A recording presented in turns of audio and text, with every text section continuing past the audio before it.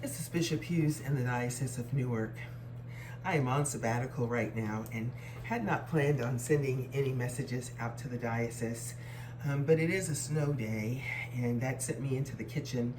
And going into the kitchen is very often where I go to process things that are happening around me. My recipe books are full of quotes, sermon passages I'm working on, thoughts, ideas about something where ideas come to me as I'm cooking. Not an unusual place for me to be. It's not just a snow day that brings me into the kitchen. It's what has been going on in Minneapolis, which I have found very disturbing, to the point where it has made me sleepless. I just have to get up at night sometimes and pray. Very much Bishop Craig Loya has been on my mind. Not that everybody in Minneapolis is an Episcopalian, but when you're the shepherd of a place, you're shepherding all of God's people who are sometimes in a faith tradition that is your own, and sometimes in another faith tradition, and sometimes in no tradition at all. What I mean is, I know how much he cares about the people that are living there and with what they have been going through. I think we're at a moment of reckoning as Christians. I'm aware that my clergy say to me very often, Bishop, many of our parishes are purple. We've got a variety of people. Well, there's nothing new to that. We have a variety of people in all kinds of ways. Diocese of Newark is a diverse place. Diversity, we often talk about color, but it's not just color. It's gender, it's sexual orientation, it's economic status, it's geography. We have people in cities, in suburbs, and in rural areas. We have all kinds of folks, and we have folks that believe in different things politically.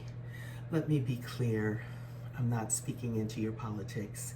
You can support whatever party you want to support. You can support whatever bill you want to support, whatever policy you want to support.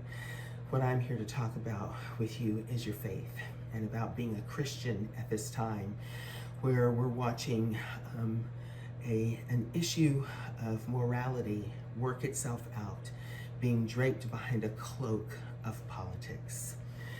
That the level of contempt with which people are being held right now in the midst of this operation to deport almost anybody and anything, and along the way to deporting them, to aggressively harass people, to treat people in contemptuous ways, to talk down to them, to talk about them, to, in essence, hut them, regardless of who they are.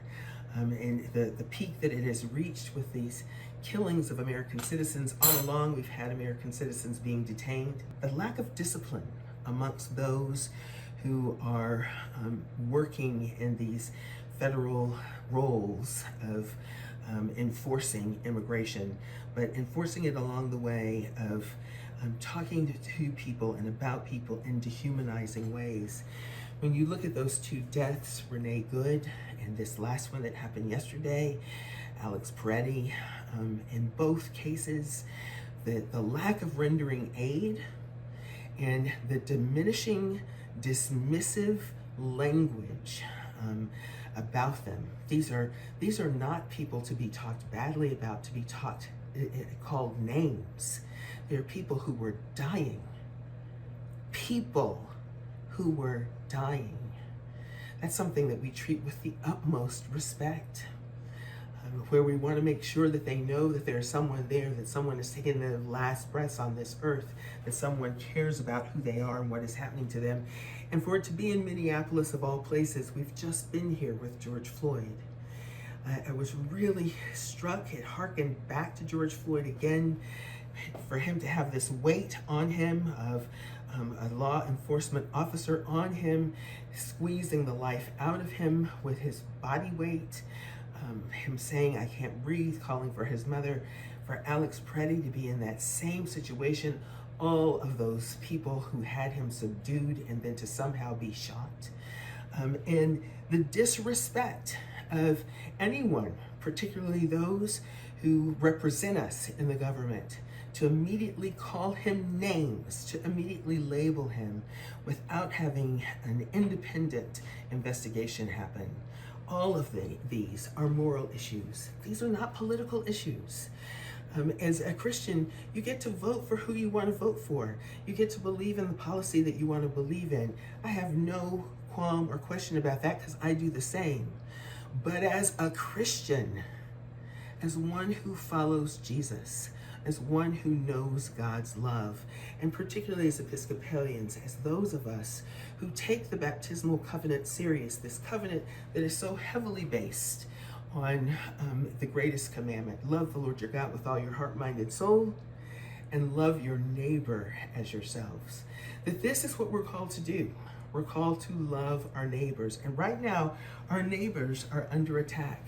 So part of what we have to do as Christians is think about how we support them. And thoughts and prayers are not enough.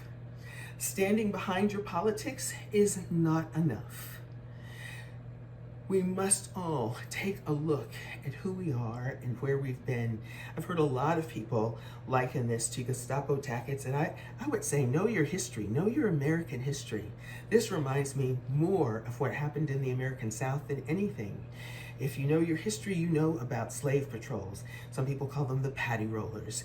These were the people who, before the Civil War and the good 50 to 75 years lead up to that, their one goal, and these were upstanding citizens, white men, who and everybody knew them. They weren't hiding. They didn't have masks on, but their one goal is to make sure that enslaved people stayed enslaved. And if they thought somebody had run away or somebody wasn't where they were supposed to be, they would hunt them and they would use any kind of force necessary to bring them home, up to and including death.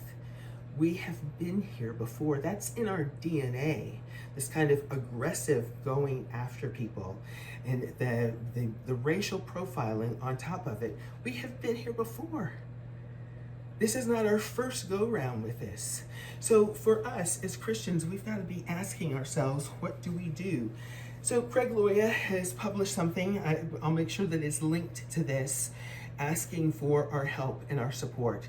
First, it's some of the stuff we're already doing, some of the things like protesting, some of the things like being in touch with our representatives in Washington and our state representatives, being loud and assertive and coming back again and again and again saying, this has got to stop, this has got to change. We've got to help people find their courage. The people who are our representatives have to find their courage to stand up and speak in the midst of all of this. I would say this also. I'm keenly aware that the people involved in all of this, whatever the forces are that are on the ground, but even more the forces behind them, the forces doing the planning, they don't seem to be motivated or influenced by protests. They don't seem to be motivated or influenced by herd of people, diminishing people, dehumanizing them. None of that bothers them. But if you hold people in contempt, why would it bother you? What does bother them is economic impact. And we're going to have to spend some time thinking about that as individuals, as parishes, as dioceses, as communities, as the faith community, and all the people beyond us. That we are going to have to be more organized about where our money goes, because the folks who plan these things, if you watch them, pay attention. When the stock market swings away from something that they think is important, they change their minds. I don't know that they'll ever have respect for the people of the United States. I don't know that they will ever see the source of God in other people. I don't know that they will ever do anything but dehumanize other people. There are people who that's the way they live, and they enjoy it, and they're proud of it. But we who follow Jesus have a different call, and that is to be God's love in all of this. So I invite you and implore you to read what Bishop Loya has put out. Give your support and your prayers. We're not going to give up on our prayers to Minneapolis and to any other place where this is happening. And be prepared that it may happen here too. That the forces that are doing this seem to be relentless.